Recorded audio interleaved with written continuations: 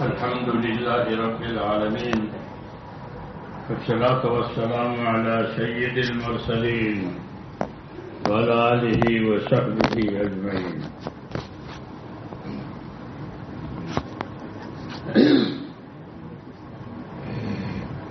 ایک ہمدردی کی بات اللہ کے نبی صلی اللہ علیہ وسلم نے ہم سے فرمائی. ویسے ہر نبی اپنے امت کے لیے اپنے قوم کے لیے ہمدرد ہوتا ہے، جیسے ماں باپ کو اولاد سے ہمدردی ہوتی ہے. حضور صلی اللہ علیہ وسلم تو صاف لفظوں میں کہتے کہ میں تو تم لوگوں کے لیے باپ کی طرح ہوں. جیسے اولاد کے لیے باپ ہوتا ہے تو میں تو تمہارے لیے ایسا ہوں جیسے باپ. تو باپ کو ہمدردی ہوتی ہے، ماں کو ہمدردی ہوتی ہے. تو اس لیے ہر نبی کو اپنے امت سے ہمدردی ہوتی ہے. وہ خالی لیڈر نہیں ہوتا جیسے لیڈر ہوتے ہیں، ہاں اپنی بڑائی لوگوں سے، بلکہ لوگوں کے ساتھ ہمدردی ہوتی ہے. ہاں یہ ضرور ہے کہ بعض انبیاء جلالی ہوتے ہیں، بعض انبیاء جمالی ہوتے ہیں.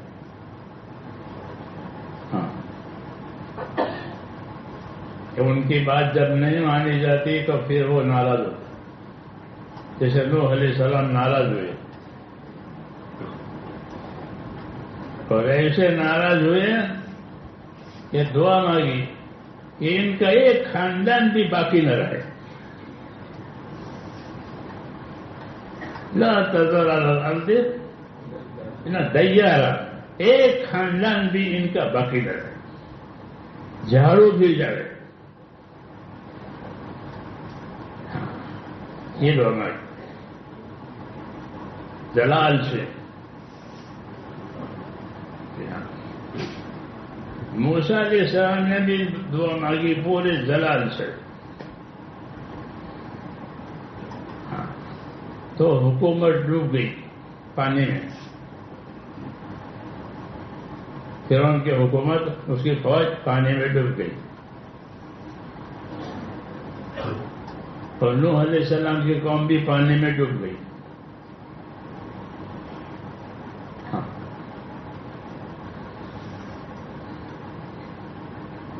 تو ہمدردی بھی ہوتی ہے، لیکن جب دیکھتے ہیں یہ کچھ اللہ کی بات کو لیتے نہیں تو پھر وہ اللہ کی وجہ سے ناراض ہوتے ہیں، اپنے نفس کی وجہ سے ناراض نہیں ہوتے.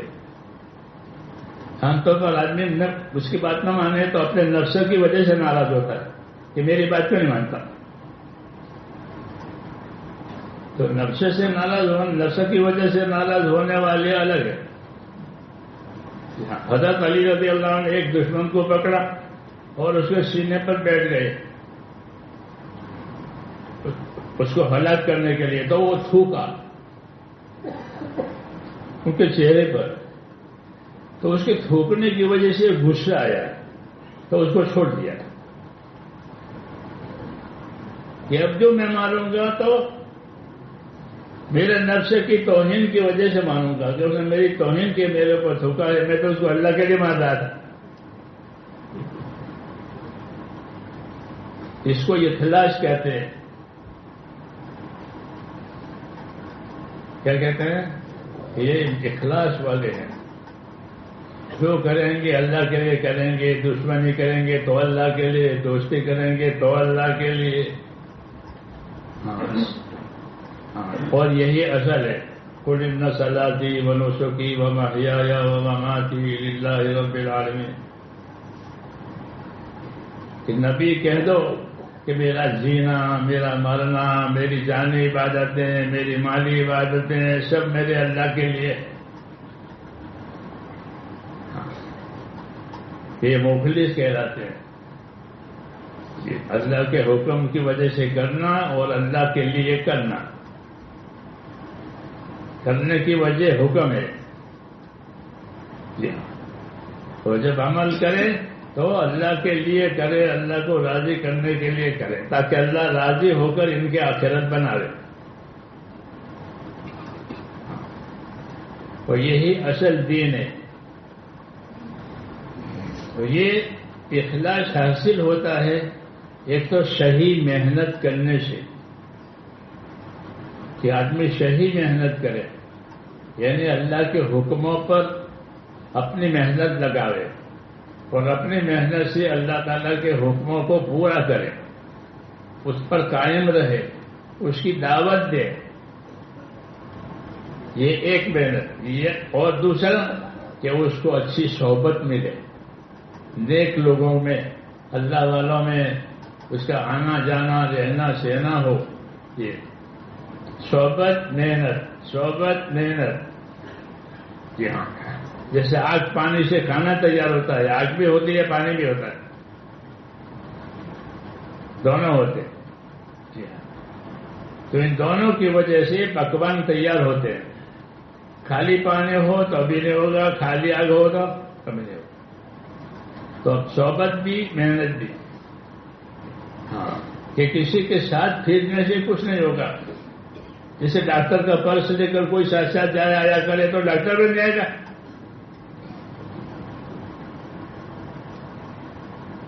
کہ بھائی یہ ڈاکٹر نہیں بنے گا،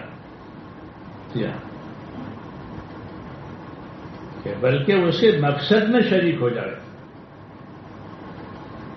کہ جو اس کا مقصد ہے وہ میرا مقصد ہے۔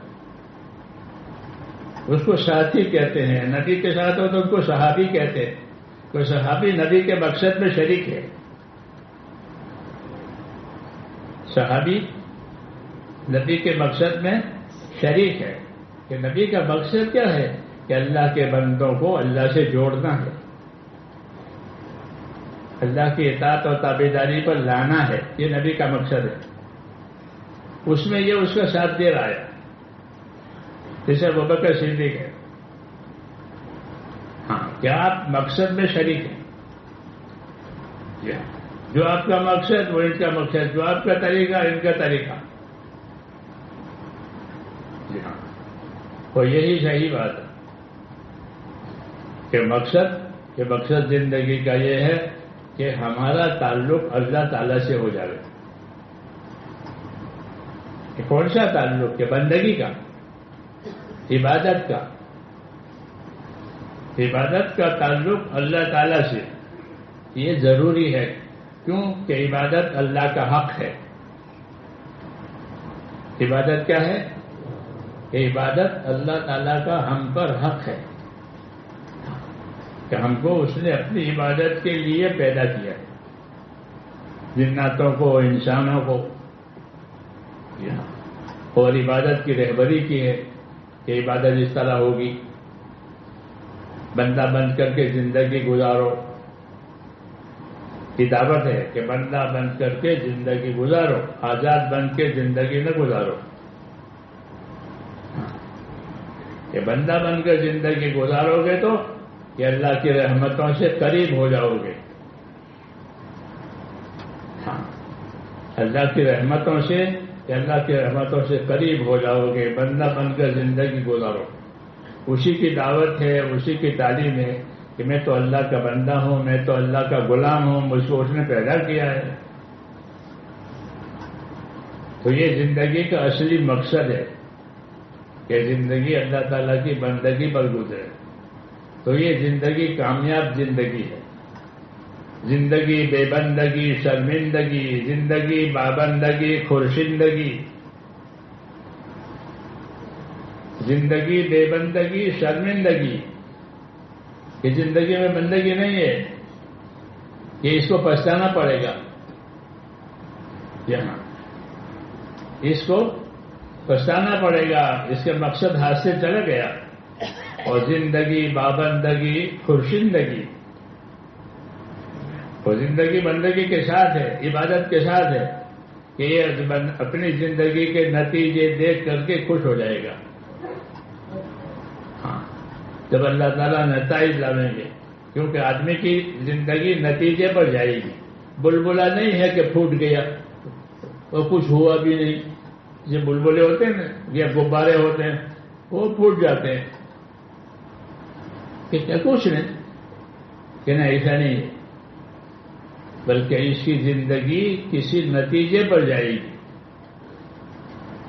افحسبتم انما خلقناکم عبثا وانکم الینا لا ترجعون، کہ تم نے یہ سمجھ لیا ہے ہم نے تم کو یوں پیدا کیا ہے جیسے بلبلے ہوتے ہیں، غبارے ہوتے ہیں، پھول آیا پھوٹ گیا، کرنا ایسا نہیں ہے، ایسا نہیں ہے، بلکہ تم کو ایک دفعہ پیدا کر کے پھر اپنی طرف لوٹائیں گے، وانکم الینا ترجعون۔ جی ہاں، جیسے دنیا میں لائے ہیں ایسے دنیا میں سے لے بھی جائیں گے، لوٹائے جائیں گے واپس۔ تو دنیا میں لانا جو ہے وہ امتحان کے لیے ہے، امتحان کے لیے، کہ یہاں رہ کر ہر ایک کا امتحان ہوگا۔ اور امتحان کس طریقے سے لیں گے؟ کہ حیات اور موت کے ذریعے سے امتحان لیں گے۔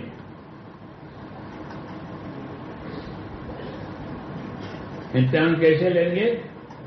ہاں، جیسے امتحان میں کوئی مضامین پڑھاتے ہیں پھر اس کا امتحان لیتے ہیں، اللہ کیسے امتحان لیں گے؟ کہ اللہ تعالیٰ حیات اور موت سے امتحان لیں گے، کہ حیات دیں گے اور دیکھیں گے کہ حیات کیسی بنائی ہے، پھر نتیجہ کے لیے موت لائیں گے کہ یہ کامیابی ہوا، یہ ناکام ہوا۔ جو امتحان میں کچھ کامیاب ہوتے ہیں کچھ ناکام ہوتے ہیں۔ یہ فرمایا ہے کہ خلق الموت والحیات لیبلوکم ایکم احسن عملا، کہ حیات اور موت کو پیدا کیا ہے اس بات کو دیکھنے کے لیے کہ تم میں سے اپنے عمل کون اچھے بنا رہا ہے۔ تو زندگی کا یہ مقصد ہے کہ اپنے عملوں کو کہ اچھا بناوے۔ فمن کا بڑا نے مانا فمن کان یرجو لقاء ربہ فلیعمل عملا صالحا ولا یشرک بعبادۃ ربہ احدا، جو اپنے رب کی ملاقات کا امیدوار ہو تو اس کو کیا کرنا چاہیے؟ تو اچھے عمل کرنا چاہیے۔ ہاں، اور اچھے عمل کرنے میں کسی کو شریک نہ کرے، یعنی اخلاص سے کرے، دکھاوے کے لیے نہ کرے، نفس کی غرض کے لیے نہ کرے، اللہ کو راضی کرنے کے لیے کرے۔ یہ اصل مقصد ہے، اس لیے زندگیوں کو اس پر لانے کی اللہ تعالیٰ کی طرف سے دعوت ہے کہ اپنی زندگیوں کو عبادت پر، عمل پر لاؤ تاکہ یہ قیمتی ہو جائے۔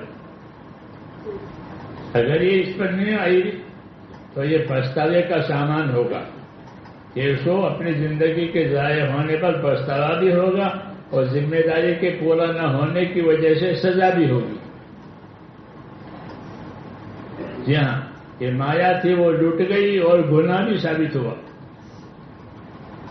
دونوں باتیں ہو، کہ زندگی بھی تھی وہ برباد ہوئی اور ذمہ داری تھی وہ پوری نہیں ہوئی، دونوں باتیں ہیں۔ اس لیے اللہ تعالیٰ نے نبیوں کے ذریعے سے دعوت دلائی ہے، نبیوں کے ذریعے سے تعلیم دلائی ہے کہ اللہ کی طرف آؤ اور اللہ کے حکموں سے اپنے آپ کو وابستہ کرو۔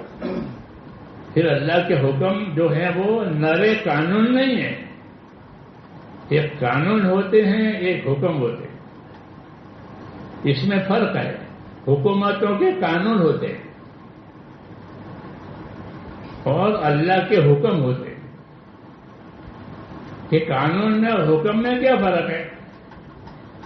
کہ قانون جو بنتے ہیں وہ پکڑ کے لیے بنتے ہیں، اصلاح کے لیے نہیں بنتے۔ قوانین جو حکومتیں بنائی گئی، دیکھو دو فلانی کوتاہی ہو رہی، اب یہ قانون ہو گیا۔ تو جتنے قوانین بنتے ہیں دنیا میں حکومتوں کے، حاکموں کے، وہ پکڑ کے لیے بنتے ہیں، کوئی انعام اکرام کے لیے نہیں بنتے، کوئی اصلاح کے لیے نہیں بنتے۔ اسے جب کوئی قانون ہو گیا تو پکڑ دکڑ شروع ہو جائے گی۔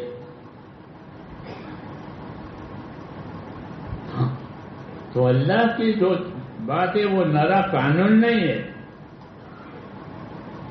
بلکہ وہ حکم ہے۔ بندگی کے تعلق کی وجہ سے یہ حکم آیا ہے کہ اللہ ہمارا مالک ہے، معبود ہے، ہم اس کے بندے ہیں. اس لیے وہ جب بندہ بندگی کا حق ادا کرے گا تو اللہ اس کو انعام دے گا کہ میں نے اللہ کے قانون پر عمل کیا ہے، اللہ کے حکم پر عمل کیا ہے. یہاں تک کہ فرض ادا کرے تو فرض والا انعام، اور کوئی حرام سے بچے تو حرام سے بچنے والا انعام. حرام سے تو بچنا ہی ہے، لیکن حرام سے بچنے والا کیسا ہے؟ تو فرمایا کہ اتق المحارم تکن اعبد الناس. تو حرام سے بچ گا پھر تو خدا کا سب سے بڑا عبادت گزار ہے. ہاں، حرام سے بچنے والا کہ وہ بڑا عبادت گزار ہے. کیوں کہ حرام سے بچنے کے لیے طاقتور ایمان چاہیے. جب تک ایمانوں میں طاقت نہ آئی چیزیں حرام نہیں ہوئی. جب ایمانوں میں طاقت آئی تو ٹھیک ہے یہ حرام ہے، یہ شراب ہے، یہ سود حرام ہے. ایک دم عائشہ صدیقہ فرماتی تھی ایک دم اللہ کہتا کہ یہ شراب حرام ہے تو کوئی بھی نہیں چھوڑتا. تو حرام بھی جانیں گے اور پیئیں گے بھی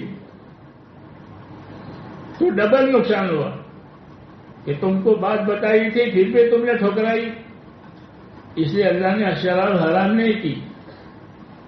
پی کر بھی آتے تھے نماز میں تو فرمایا پی کر کے مت آیا کرو، نماز غلط پڑھو گے، صورتیں غلط پڑھو گے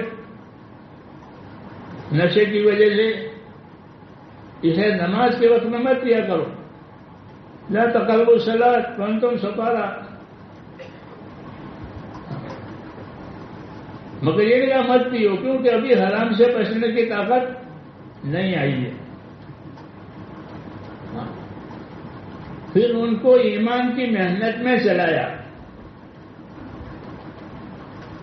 جیسے مال کی محنت سے مال حاصل ہوتا ہے ایسے ایمان کی محنت سے ایمان حاصل ہوتا ہے. یہ قاعدہ ہے. اس لیے جو بھی مسلمان ہوتا تھا اس کو بھیجتے تھے اپنے قوم میں جا، اپنی جماعت میں جا، اپنے قبیلے میں جا. جب تک ایک ایک لوگ مسلمان ہوتے تھے ایک ایک کو بھیجتے تھے.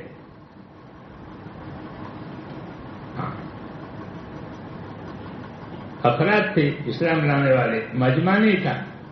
ایک تو اس ایک کو بھیجتے تھے کہ آپ جا کر کے جو دین تم نے ہم سے سیکھا ہے اپنی قوم میں، اپنے قبیلے میں جاؤ اور یہ ان میں محنت کرو. تو وہ اکیلا جاتا تھا، اسے محنت کرتا تھا. اور جب مجمع ہوا تو پھر وقت بھیجا جاتا تھا، جماعت بھیجی جاتی کہ ان لوگوں میں جاؤ، ان لوگوں میں جاؤ، ان لوگوں میں جاؤ اور ان میں رہو اور ان کو دعوت بھی دو اور دعوت قبول کرے تو پھر تعلیم دو. جی ہاں، ان کے ساتھ رہو، ان کو سکھاؤ. اور کبھی فرماتے تھے کہ ان کو مدینہ لے آؤ، ان کو مدینے لے آؤ تاکہ وہ یہاں کا ماحول دیکھے، یہاں کے لوگوں سے ان کا تعلق پیدا ہو جائے، نبی صلی اللہ علیہ وسلم کو دیکھے. اس طریقے سے کام ہوا، محنت کروائی. کہ ایمان کی محنت سے ایمان زندہ ہوگا. ایمان زندہ ہونے کا کیا مطلب ہے؟ کہ اندر میں ایک خاص قسم کا خوف اور تقوی ڈالا جاتا ہے. حضرت عمر فرماتے ہیں ہم کو تقوی دیا گیا ہے. ہاں، آج بھی کوئی اچھا وقت لگا ہوئے تو اس کے اندر کوئی چیز پیدا ہوتی ہے. ہاں، بعضوں کو ندامت ہوتی ہے، بعضوں کو شوق پیدا ہوتا ہے. دونوں باتیں پہلے. بعضوں کی زندگی غلط گزری تو ان کو اپنے گناہوں پر ندامت آتی ہے کہ میں تو ایسا تھا، اتنی نمازیں وہی فلانے کو ستایا ہے، فلانے کا دبایا ہے. یہ پٹی کھلتی ہے. جی ہاں، تو پھر وہ اپنی بات کو صاف کرتا ہے. جو نمازیں گئی تھی وہ نمازیں پڑھتا ہے، کسی کا دبایا ہے تو اس کو ادا کرتا ہے. کیوں؟ کیا بھی ان کے اندر یہ بات پیدا ہو گئی.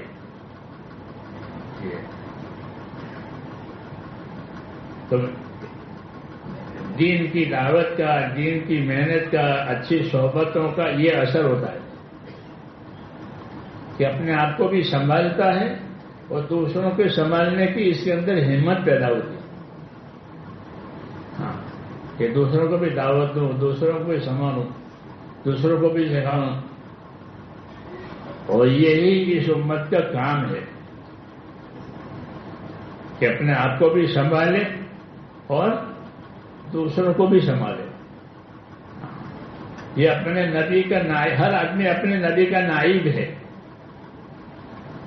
اور اپنے دین کا وارث ہے.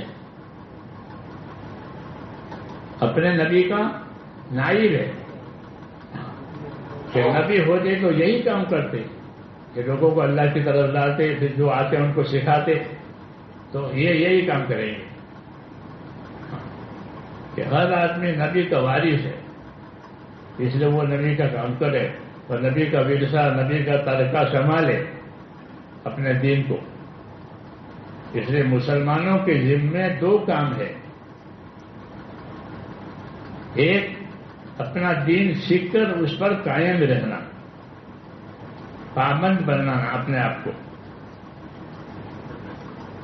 دین سیکھ کر اپنے آپ کو اس کا پابند بنانا. فرائض ہے تو فرائض کا پابند، سنت ہے تو سنتوں کا پابند، حرام ہے تو حرام سے بچنے کا پابند، مستحبات ہے تو مستحب کا پابند. ہاں، کہ یہ چیزیں سیکھ سمجھ کر پھر اپنے آپ کو اس کا پابند کریں. اس کو استقامت کہتے ہیں. کیا کہتے ہیں؟ استقامت سے رہو، یعنی پابند بن کر کے رہو. پابند نہ ہونا یہ کھیل بنانا ہے کہ جی چاہے تو کیا، جی نہیں چاہے تو نہیں کیا. تو اس کو کھیل کہتے ہیں کہ کھیل والے جی چاہتے ہیں تو کھیلتے ہیں اور نہیں جی چاہتا تو نہیں کھیلتے. تو سوچیں کہ تم کھیلو، میں تو نہیں کھیلتا. تو کہا اپنے دین کو کھیل نہ بناؤ، اپنے دین کو کھیل بناؤ گے تو دنیا آخرت میں کھوٹ کھاؤ گے.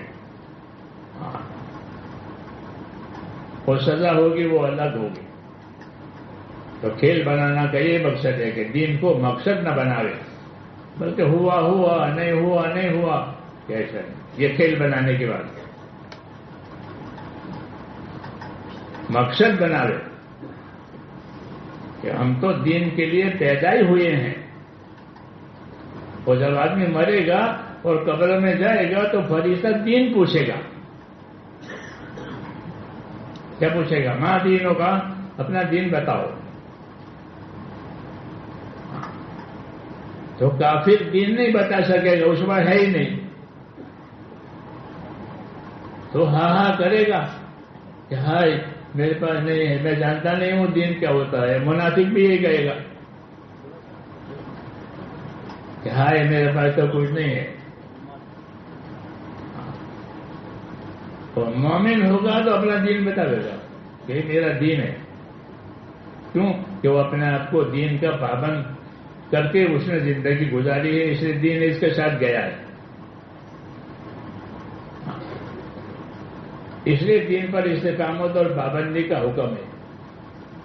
اس کو سیکھو، اس کے پابند. اس درجے کا حکم ہے، اس درجے کی پابندی ہے. اگر فرض ہے تو اس کی پابندی فرض ہے. سنت ہے تو اس کی پابندی سنت ہے. ہاں، کہ جس درجے کا وہ حکم ہے، وہ عمل ہے، اس درجے کی پابندی. اس لیے یہ ہماری زندگی کا میرے دوستوں اصلی کام ہے. یا تو پوچھ کر سیکھے یا کتابوں سے سیکھے. جی ہاں، دونوں باتیں ہیں کہ پوچھ کے سیکھیں، معلوم کریں. جیسے دنیا کی چیزیں معلوم کرتے ہیں، وکیلوں کے پاس جاتے ہیں، ڈاکٹروں کے پاس جاتے ہیں، بلڈروں کے پاس جاتے ہیں. لوگ جاتے نہیں جاتے پوچھنے کے لیے. تو دین میں بھی کہ پوچھو، سیکھو، فاسألوا اہل الذکر ان کنتم لا تعلمون، جاننے والوں سے پوچھ لیا کرو اگر تم نہیں جانتے ہو تو۔ یہ کہا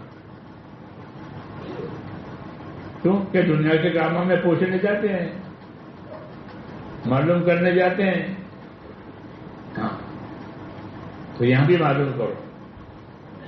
ہاں تو اس سے پیدا ہوگی عمل کی ترتیب اور استقامت،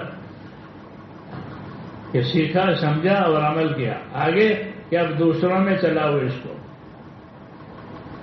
دوسروں میں اس کو دعوت دو۔ تو یہ دعوت دینا دوسروں میں، یہ اپنے دین کی مدد ہوئی، اپنے دین کی مدد۔ تو مسلمانوں پر دین کی پابندی بھی ہے اور مسلمانوں پر نصرت بھی ہے، کہ اپنے دین کے مددگار بھی رہو، اپنے دین کے پابند بھی رہو۔ یہ ہمارا کام ہے، صحیح سمجھ کر، صحیح سیکھ کر، یہ دو کام، اپنی ذات سے پابندی اور دوسروں میں اس کو چلانا۔ وہ چلانے میں جان لگانے کا وقت آوے تو جان لگاوے، وقت لگاوے، مال لگانے کا موقع ہو تو مال لگا کر کام کرے۔ ہاں کہ مسلمان کا مال جان جو ہے وہ اصل دین کو قائم کرنے کے لیے ہے اور اعلاء کلمت اللہ کے لیے ہے۔ مسلمانوں کو جان مال جو اللہ نے دیا ہے وہ کس کام کے لیے؟ کہ اللہ کے کلمے کو بلند کرنے کے لیے۔ یہ اپنے جان مال سے اللہ کی بات کو دنیا میں چلاوے، اس کے لیے اس کو جان مال دیا ہے۔ پہلا نمبر اسی کا ہے، اعلاء کلمت اللہ کا۔ جی ہاں، ان اللہ اشتری من المؤمنین انفسهم واموالهم بان لهم الجنہ، اس میں یہ بات کہی ہے کہ مسلمانوں کا مال جان جو ہے وہ اصل تو اللہ کے کلمے کو، دین کو پھیلانے کے لیے ہے، پھر اپنی خدمت، اپنی ضرورت کے لیے۔ یہ نہیں کہ پہلے ہم اپنا کام کریں گے، پھر وقت بچے گا، پیسے ہوں گے تو تبلیغ کریں گے، کہنے سے پہلا نمبر اس کا ہے، دین کا۔ اسی ترتیب سے صحابہ کرام نے کام کیا تھا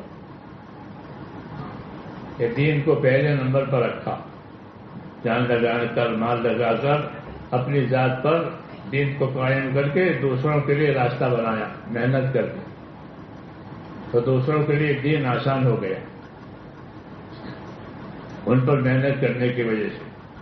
اس لیے استقامت بھی ہماری ذمہ ہے، پابند ہونا، اور نصرت کرنا، اپنے دین کی مدد دینا، یعنی اس کو پانی پہنچانا، یہ بھی ہمارے ذمہ ہے، دونوں پر۔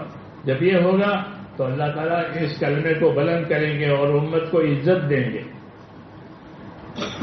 امت کو عزت دیں گے۔ امت کو عزت دینے کا کیا مطلب ہے؟ لوگوں کو سلام کریں گے کہ نہ، امت کو عزت دینے کا مطلب یہ ہے کہ امت کے بعد زندگی گزارنے کے جو طریقے ہیں تو دوسرے لوگ اس کو لیں گے۔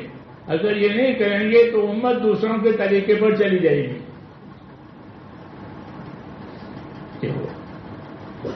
امت اگر اپنی چیز چلائے گی تو دوسری دنیا کی قومیں ان کی چیزوں کو لے گی، اور اگر یہ ایسا نہیں کریں گے تو یہ دنیا کے لوگوں کے طریقوں کو لے کر کے گنہگار بنیں گے۔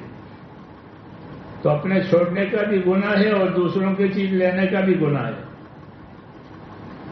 دونوں۔ اسے حکم دیا ہے کہ اپنے دین کے مددگار رہو، اپنے دین کے پابند رہو، دونوں۔ اللہ ہمیں اس کی توفیق عطا فرمائے۔ رمضان کے تھوڑے دن رہ گئے ہیں، کہ ہر کام کو استغفار کے ساتھ ختم کرو۔